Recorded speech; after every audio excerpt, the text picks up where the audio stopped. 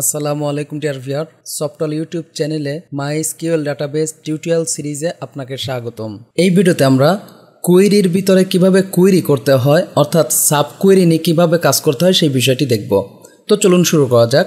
শুরুতেই আমি জাম কন্ট্রোল প্যানেলের অ্যাপাচি মাইএসকিউএল স্টার্ট করে মাইএসকিউএল বরাবর অ্যাডমিনে ক্লিক করে আমি আমার ডাটাবেস প্ল্যাটফর্মে প্রবেশ করলাম। তো এখানে শুরুতে আমরা ডাটাবেস তৈরি করে সেই ডাটাবেসের ভিতরে টেবিল তৈরি করব। তো আমি অলরেডি কোডগুলো করে রেখেছি এখানে। তো আমি ডাটাবেস তৈরি করি, এর জন্য এখানে এসকিউএলে ক্লিক করে কন্ট্রোল ভি গো দিলাম। এই যে দেখুন সফটওয়্যার ডাটাবেস তৈরি হলো। সফটওয়্যার ডাটাবেসে ক্লিক করে এসকিউএলে ক্লিক করে আমি এখন এমপ্লয়ি টেবিলটি তৈরি করব। ওকে, কন্ট্রোল ভি গো। এই যে দেখুন এমপ্লয়ি টেবিল তৈরি হলো। এমপ্লয়ি টেবিলে ক্লিক করে আবার এসকিউএলে ক্লিক করে এই যে আমি কিছু ডাটা এখানে নিয়ে রাখছি সেই ডাটাগুলো ইনসার্ট করব। ওকে, কন্ট্রোল ভি গো। খেয়াল করুন এমপ্লয়ি টেবিলে আমার অলরেডি বেশ কিছু ডাটা ইনসার্ট হয়েছে। এখন আমরা সাব কোয়েরি করব। তার জন্য এসকিউএলে ক্লিক করে এই যে এইটা একটু আমি ছোট বানিয়ে নিলাম, এইটাকেও একটু ছোট বানিয়ে নিলাম। আর এই জায়গায় আমি রিটেন কোয়েরি বক্স করে রাখলাম যেন কোয়েরি করলে নিচে আমরা আউটপুট দেখতে পাই এবং কোয়েরি এখানে থেকে যায়। আমি গো দিলাম। এই যে দেখুন নিচে আমাদের আউটপুট আসছে, টেবিলের সব ডাটা চলে আসছে। তো এখানে আমি এখন সাব কোয়েরি করব। তো সাব কোয়েরিটা আমি এভাবে করব। খেয়াল করুন আমার এখানে স্যালারি আছে 16,000 থেকে শুরু করে 37,000 পর্যন্ত। তো আমরা এমন একটি সাব কোয়েরি করব যেই কোয়েরির মাধ্যমে এখান থেকে আমাদের ডাটা দেখাবে যাদের স্যালারি 20,000-এর উপরে তাদের তথ্যই দেখাবে। তো সেটা কিভাবে? তো এই জায়গায় আমরা সাব কোয়েরি করব। তো সাব কোয়েরির জন্য প্রথমে বললাম সিলেক্ট অল ফ্রম এমপ্লয়ি। ওকে, এরপরে আমরা বললাম ওয়্যার ক্লজ আইডি, আমরা ইন অপারেটর ইউজ করলাম। এর ভিতরে আমরা খেয়াল করুন আমি ইনটাকে নিচে নিয়ে আসি। এর ভিতরে আবার আমরা সাব কোয়েরি করব select ID from employee where salary greater than 20,000। তো আমরা এখন এই মুহূর্তে কী চাচ্ছি খেয়াল করুন, এই যে আমার এখানে যেই স্যালারিগুলো আছে দেখুন যেইগুলো স্যালারি 20,000 টাকার উপরে তাদের তথ্যগুলো আমার শো করবে। তো আমি যদি এখন গো দেই, খেয়াল করুন গো, এই যে দেখুন আমার 6টি ডাটা আসছে এক্ষেত্রে। এই যে দেখুন 20,000-এর উপরে সবগুলো আসছে। তো একইভাবে আমরা যদি এখন নট ইন বলি, খেয়াল করুন তাহলে এই যে যাদের স্যালারি 20,000 টাকার উপরে তাদের সারা বাকিগুলো আসবে। এই যে দেখুন 20,000 সারা বাকি সবগুলো আসছে। তো এখানে আমরা আরও একভাবে ইউজ করতে পারি, যেমন আমি এই জায়গায় কি করলাম জাস্ট বললাম যে এই জায়গায় আইডি না বলে আমরা বললাম স্যালারি। এখানে আমরা সরাসরি কম্প্যারিজন অপারেটর ইউজ করি। তো এক্ষেত্রে সাব কোয়েরি আমি করলাম স্যালারি সিলেক্ট এভিজি স্যালারি। তার মানে আমরা চাচ্ছি যে এভরি স্যালারির চেয়ে যাদের স্যালারি বেশি তাদের ডাটা দেখতে চাচ্ছি। এরপর আমরা বললাম ফ্রম এমপ্লয়ি। ওকে, এখন যদি আমরা গো দেই, খেয়াল করুন এই যে দেখুন এভরি স্যালারির চেয়ে যাদের স্যালারি বেশি সেটাই কিন্তু আমাদের এখানে দেখাচ্ছে। ওকে, তো আমরা এখন দেখব যে কিভাবে এই সাব কোয়েরির মাধ্যমে এক টেবিল থেকে ডাটা আমরা আরেকটি টেবিলে নিয়ে আসতে পারি। ওকে, তো আমি এখানে শুরুতেই কি করে আরও একটি টেবিল তৈরি করি, যে আমি এখানে কোড করে রাখছি টেবিলের জন্য। জাস্ট এইটাকে আমি কপি করলাম, কপি করে এখানে এসে আমি কন্ট্রোল ভি করে দিলাম। এখন যদি আমি গো দেই, খেয়াল করুন এই যে আমার সফটওয়্যারের ভিতরে এমপ্লয় ব্যাকআপ নামক একটি টেবিল তৈরি হলো। এই টেবিলে কিন্তু আমার কোনো ডাটা নেই। এখন আমরা চাচ্ছি এই টেবিলে এই যে আমার এমপ্লয় টেবিলে যেই ডাটাগুলো আছে এই সবগুলো ডাটা আমরা ইনসার্ট করব সাব কোয়েরির মাধ্যমে। তো তার জন্য এসকিউএলে গেলাম, এখানে এসে আমরা বলি তো বেটার হয় আগের মতো আমরা এটাকে একটু ছোট বানিয়ে রিটেন কোয়েরি বক্স করে রাখি যেন কোনো ভুল টুল হলে আমরা এখানে দেখতে পাই, আমরা নিচে আউটপুটও যেন দেখতে পাই। যে আমি গো দিলাম, দেখুন আমার যে এমপ্লয় টেবিলের সব ডাটা আসছে। তো আমরা চাচ্ছি এখানে এই এমপ্লয় টেবিলের ডাটাগুলো এমপ্লয় ব্যাকআপ টেবিলে পাঠাতে। ওকে, তার জন্য আমরা বললাম insert into just employee backup বললাম। এরপরে আমরা বলবো সিলেক্ট অল ফ্রম, আমরা এটা এমপ্লয় টেবিল থেকে ডাটা নিব। এরপরে আমরা বলি ওয়্যার আইডি ইন জাস্ট এখানে আমি সাব কোয়েরি করি সিলেক্ট আইডি ফ্রম এমপ্লয়ি।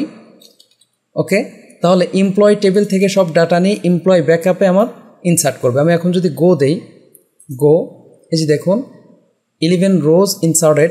এখন যদি আমরা এমপ্লয়ি ব্যাকআপকে সিলেক্ট করি, select all from employee backup, go, এই যে দেখুন এমপ্লয়ি ব্যাকআপ থেকে সবগুলো ডাটা আসছে। ওকে, আমরা চাচ্ছি যে এমপ্লয়ি ব্যাকআপে এই যে ম্যানেজারগুলো আছে এই শুধু ম্যানেজারের ডাটা আসবে, অর্থাৎ এমপ্লয়ি থেকে কী হবে যে ম্যানেজারগুলো আছে শুধু তাদের ডাটাগুলোই এমপ্লয়ি ব্যাকআপে আসবে। তো তার জন্য আমরা যেভাবে সাব কোয়েরি করতে পারি, ওকে আমি এটাকে আবার ছোট বানিয়ে নিচ্ছি, রিটেন কোয়েরি বক্স।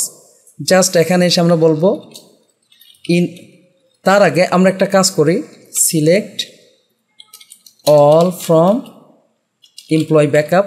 এমপ্লয়ি ব্যাকআপের ডাটাগুলো আমরা দেখে নিই। এই যে দেখুন এখানে 11 রোজ আছে, তো এই ডাটাগুলোকে আমরা আউট করে দেই। তার জন্য আমরা এখানে বলবো ট্রাঙ্কেট টেবিল, তারপরে আমরা টেবিলের নাম বলবো এমপ্লয়ি ব্যাকআপ। এখন যদি আমরা গো দেই, এক্ষেত্রে আমাদের ইয়েস নো আসবে, ওকে দিলাম। খেয়াল করুন এখন যদি আমরা select all from employee backup করি, তাহলে এমপ্লয়ি ব্যাকআপে আমরা কোনো ডাটা পাবো না। এই যে দেখুন এমপ্লয়ি ব্যাকআপে কোনো ডাটা নেই। তো আমরা কি চাচ্ছিলাম যে এমপ্লয়ি টেবিলের যে ম্যানেজার আছে তাদের ডাটাগুলো আমাদের এমপ্লয়ি ব্যাকআপ টেবিলে ইনসার্ট হোক। তো এর জন্য আমরা এখানে কি করব, ইনসার্ট ইনটু এমপ্লয়ি ব্যাকআপ।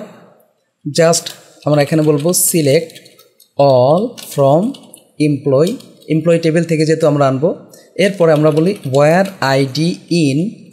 ওকে, আমি এটাকে নিচের লাইনে নিচ্ছি, আইডি ইন। এই জায়গায় আমরা বলি select ID from employee backup. এই জায়গায় আবার আমরা ওয়্যার ক্লাস ইউজ করব। ওয়্যার আমরা এখানে বলবো ডেজিগনেশন ইকুয়াল ম্যানেজার, অর্থাৎ যাদের ডেজিগনেশন ম্যানেজার তাদের ডাটাই কী হবে এমপ্লয়ি ব্যাকআপে প্রবেশ করবে। ওকে, এখন যদি আমরা গো দেই, এই যে দেখুন ডেজিগনেশন ম্যানেজার। ওকে, এখানে কি আসছে 0 রোজ ইনসার্টেড। আমরা আরও একটু দেখি, সিলেক্ট আইডি ফ্রম এমপ্লয়ি। এখানে এমপ্লয়ি ব্যাকআপ হবে না, এই জায়গা হবে এমপ্লয়ি, ঠিক আছে, কারণ এমপ্লয়ি ব্যাকআপে তো কোনো ডাটা আমাদের নেই। এখন যদি আমরা গো দেই, খেয়াল করুন এক্ষেত্রে আমাদের কি বলছে 3 রোজ ইনসার্টেড। ওকে, আমরা যদি এখন এই জায়গায় select all from employee backup দেই, তাহলে গো, এই যে দেখুন এমপ্লয়ি ব্যাকআপে কি দেখতে পাচ্ছি ম্যানেজার সবগুলো ডাটা চলে আসছে। ওকে, এখন আমরা চাচ্ছি যে না ম্যানেজার ছাড়া বাকিদের ডাটা প্রবেশ করুক। তো আমি এখানে তাহলে ট্রাঙ্কেট করে দেই, ট্রাঙ্কেট, আমরা এখানে বলবো টেবল এমপ্লয়ি ব্যাকআপ, গো, ইয়েস। তো এক্ষেত্রে আমাদের কি হবে এমপ্লয়ি ব্যাকআপে সব ডাটা চলে যাবে। আমরা প্রয়োজনে এখানে দেখে নিই, select all from employee backup, go, এই যে দেখুন এমপ্লয়ি ব্যাকআপে কোনো ডাটা নেই। তো আমরা কি চাচ্ছি এমপ্লয়ি টেবিল থেকে ম্যানেজার ছাড়া বাকি সবার ডাটা এখানে আসুক। তো তার জন্য আমরা এখানে ইনসার্ট ইনটু, আমরা বলবো employee backup, select all from কোথা থেকে এমপ্লয়ি টেবিল থেকে। ওকে, এমপ্লয়ি, এরপর আমরা কি বলবো ওয়্যার আইডি ইন। যেহেতু আমরা এখন চাচ্ছি যে ম্যানেজার ছাড়া বাকি সবার ডাটা আসবে, তাহলে আমরা বলি ওয়্যার আইডি নট ইন। এখানে আমরা বলি select ID from employee wire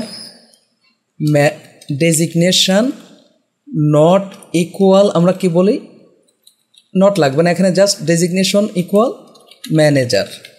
খেয়াল করুন আমরা এখানে কি বলছি নট ইন, যাদের আইডি এই আইডিগুলোতে নেই এগুলো ছাড়া বাকিগুলো প্রবেশ করবে, অর্থাৎ ম্যানেজার যাদের আইডি সেই আইডি ছাড়া বাকি আইডিগুলো কি হবে আমার এই এমপ্লয়ি ব্যাকআপে প্রবেশ করবে। আমি গো দেই, এই যে দেখুন 8 রোজ ইনসার্টেড। ওকে, আমরা এখন select all from employee backup বলি, select all from employee backup, go, এই যে দেখুন ম্যানেজার ছাড়া বাকি সবারই ডাটা এখানে প্রবেশ করছে। তো আশা করি বুঝতে পারছেন যে কিভাবে সাব কুয়েরি করে আমরা বিভিন্ন কন্ডিশন দিয়ে আমাদের ডাটা নিয়ে কাজ করতে পারি। যদি ভিডিওটি ভালো লাগে থাকে প্লিজ লাইক করবেন এবং কমেন্ট করে আপনার অনুভূতি জানাবেন। চ্যানেলটি সাবস্ক্রাইব করে না থাকেন প্লিজ সাবস্ক্রাইব করবেন। পরবর্তী ভিডিওতে দেখা হচ্ছে। আল্লাহ হাফেজ।